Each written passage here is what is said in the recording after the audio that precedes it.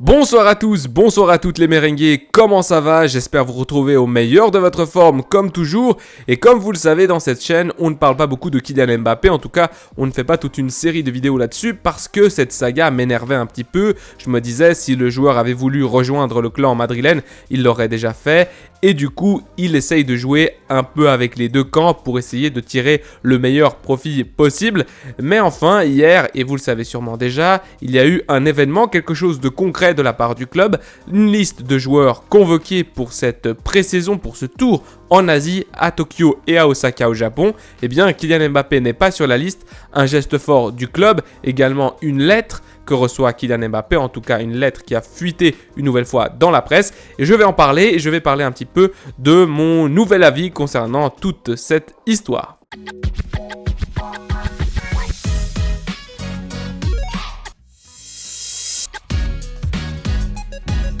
Mes amis merengues, résumons d'abord toute cette histoire en quelques lignes ou en quelques mots plutôt. Tout simplement, c'est assez facile de comprendre. Kylian Mbappé ne veut pas renouveler son contrat avec le Paris Saint-Germain. Il a un contrat jusqu'en 2024 et du coup, il serait libre à partir de janvier 2024, libre de signer avec un autre club. Et par autre club, on entend évidemment le Real Madrid de Florentino Pérez.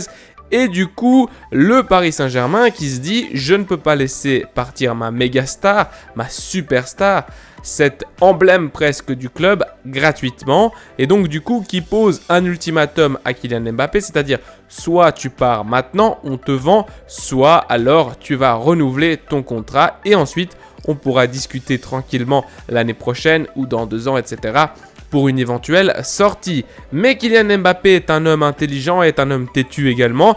Il l'a dit, je vais rester une année de plus, donc jusqu'en fin juin 2024, mais je ne veux pas renouveler. Et donc on est dans une impasse depuis plusieurs jours. Et avec cette annonce, du coup, que toute l'équipe, en tout cas les joueurs les plus importants, partent à Osaka, partent à Tokyo pour cette tournée asiatique, qui est une tournée publicitaire, on le conçoit, eh bien, le fait que Kylian Mbappé, lui, ne parte pas, cet emblème de ce club parisien, eh bien, c'est un choc parce que c'est une prise de position maintenant claire des dirigeants du Paris Saint-Germain. Jusque-là, on avait quelques fuites dans la presse, des échanges de communiqués, etc., des pics par-ci, des pics par-là, mais il n'y avait pas eu d'acte fort, d'acte symbolique, et là, c'est un acte fort.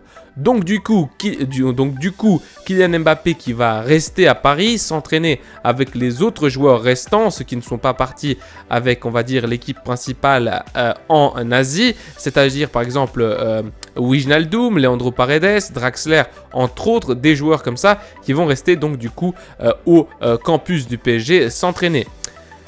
Mais normalement, Kylian Mbappé, c'est la superstar. C'est sûr qu'il part, surtout imaginez-vous, vous êtes à la tête d'une entreprise, même pas un club sportif, vous voulez que votre emblème soit vu, vous voulez faire de la pub, eh bien vous allez ramener le joueur qui vend le plus, le joueur que tout le monde va acclamer, un Cristiano Ronaldo de l'époque, un Lionel Messi de l'époque, là Kylian Mbappé, c'est sûr que vous l'amenez même si vous êtes en tension avec lui. Le fait de ne pas l'amener, c'est une prise de position claire en disant « Ok, alors… » Maintenant, c'est fini entre nous, en tout cas, on va pas te laisser faire et c'est aussi une manière de ce nouveau PSG, peut-être de Luis Enrique, de montrer que le collectif, que le plan, que le projet est plus important que le joueur. Passons maintenant à la lettre, cette nouvelle réponse du club envers Mbappé. Vous vous rappelez de la première lettre, celle de Kylian Mbappé au club, au Paris Saint-Germain. Cette lettre qu'on pensait découverte au niveau de ce mercato, c'est-à-dire au niveau de cet été, mais en fait,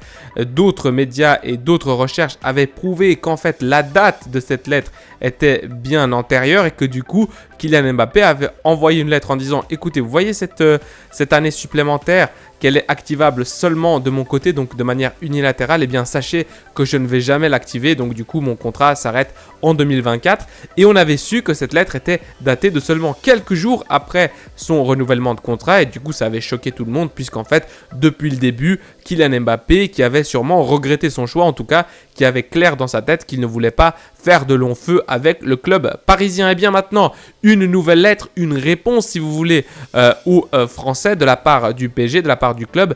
Une famille qui a fait l'impossible pour ta carrière, un manque de sincérité de ta part, nous avons moins de 30 jours pour décider. Et bien tout ça, ce sont des titres qui sont apparus sur cette fameuse lettre. Et là, je voulais revenir sur certains points.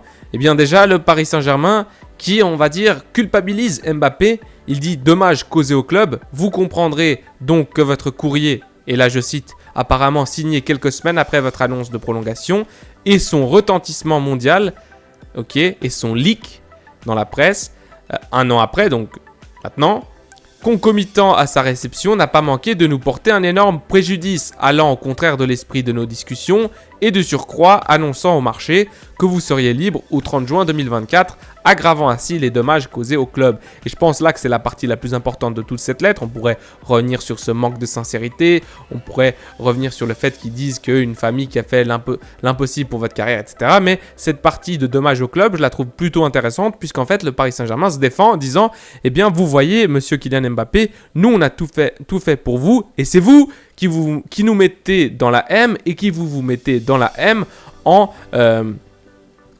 ils le disent pas comme ça, mais en faisant fuiter dans la presse cette lettre, ok, ce courrier signé. Et donc du coup, maintenant, qui a raison, qui a tort, puisque mon avis au début, c'était que Kylian Mbappé jouait avec tout le monde. Mais là, je me dis, si je me mets à la place du Paris Saint-Germain, je me dis, j'ai un joueur qui, en tout cas, c'est ce qu'ils disent dans la lettre, leur discussion était... on va dire, allait dans le même sens, c'est-à-dire, ok, tu vas rester jusqu'à X, par exemple 2025, et on va toujours pouvoir négocier une sortie lorsque tu voudras après le mondial. Mais là, Kylian Mbappé, en faisant fuiter cette lettre, annonce à tout le monde qu'il est libre 2024, et là, ça fait tout changer, puisque les cartes maintenant sont du côté du Real Madrid, par exemple. Si tu sais, en tant que, par exemple, président du Real Madrid, que le joueur que tu veux qui coûte une blinde dans les 200 millions d'euros, eh bien, tu peux l'avoir gratuit, eh bien, c'est toi qui as la force, la position de force. Et Kylian Mbappé, eh bien, si c'est lui qui a fait, on va dire, fuiter cette lettre et ces informations dans la presse, là, dans ce cas, il a un petit peu mis le club dans une situation délicate. Alors, comment ça va se finir? Je ne sais pas. Ce que je sais, c'est que maintenant, Kylian Mbappé, eh bien, il peut avoir tout le monde dans son dos, parce que s'il ne vient pas au Real Madrid une deuxième fois, une grosse partie des aficionados ne vont pas aimer le fait qu'il y a eu toute cette saga, et de l'autre, eh bien, comment va-t-il faire pour renouveler après tout ce qui se passe? Soyons francs, mes amis merengues, il nous reste donc que deux options, et à Kylian Mbappé aussi. La première, un petit peu, on va dire, du rêve, en tout cas irréalisable pour moi, je pense impossible, gratuit en 2024, c'est-à-dire aussi que Kylian Mbappé risquerait d'être sur le banc. Est-ce que, là il y a plusieurs questions, est-ce que par exemple Luis Enrique, avec son caractère qu'on lui connaît assez fort, voudra mettre le collectif par-dessus tout, le projet par-dessus tout, et comment il va gérer cette tension dans le vestiaire s'il décide par exemple de mettre Kylian Mbappé, de le punir sur le banc? Je ne sais pas si ça c'est envisageable, mais en tout cas c'est bizarre, puisqu'en fait si Kylian Mbappé décide de jouer comme il le dit depuis le début au Paris Saint-Germain jusqu'en 2024, imaginons que ça c'est vrai, même si j'y crois pas trop, ça veut dire aussi que le club, s'il accepte qu'il joue et qu'il va marquer des buts, il va faire des assists, ça veut dire qu'en fait le club s'avoue vaincu. Je ne vois pas trop les Qataris ni Luis Enrique s'avouer vaincu de la forme, donc pourquoi pas le punir et le mettre sur le banc. Mais bon, là, l'image pour la France, l'image pour le club, pas forcément positive, en tout cas pas forcément l'image qu'on veut, et puis même au niveau de la négociation, au niveau des affaires, ça serait catastrophique. Donc, la vraie position, celle qui va arriver sûrement, c'est que début août, mi-août, une proposition du Real Madrid entre 150 et 180 millions d'euros. Je sais que certains dans la presse parlaient de 150, 300 millions d'euros. Je pense que ce sont des chiffres extrêmement exagérés. Je pense qu'il y aura d'abord un montant fixe entre 150 et 180 millions, plus des bonus. Et finalement, le PSG sera contraint d'accepter une offre comme ça, puisque le joueur, soit il part, soit il s'en va gratuit l'année prochaine. Kylian Mbappé, s'il a pensé tout ça on va dire en compagnie de Florentino Pérez, en douce, derrière les rideaux, et qu'ils ont leur plan depuis le début était celui-ci, c'est-à-dire celui d'attendre, celui de garder la position de force jusqu'à la fin, eh bien c'est un plan de génie qui va fonctionner, puisque le PSG n'a aucune autre solution. L'autre solution, c'est tout perdre, c'est-à-dire perdre au niveau sportif parce qu'évidemment il y aura une tension entre lui et ses coéquipiers dans le vestiaire avec cette situation bizarre, un joueur star aussi fort qui peut-être reste sur le banc ou alors s'il joue, eh bien on sait qu'il ne va pas jouer l'année prochaine. En termes de projet, ça peut compliquer parce que tu ne vas pas construire une équipe autour d'un joueur qui ne va pas rester. Luis Enrique qui n'aime pas trop ce genre de situation et qui est un entraîneur avec un fort caractère. Et ensuite, évidemment, au niveau économique, tu ne gagneras rien. Donc je pense que là, je suis convaincu que Kylian Mbappé va arriver au Real Madrid. Alors, est-ce une bonne chose? On verra. Moi, je n'en voulais pas. Je trouve que ce joueur est trop grand, peut-être trop grand pour un club comme le PSG.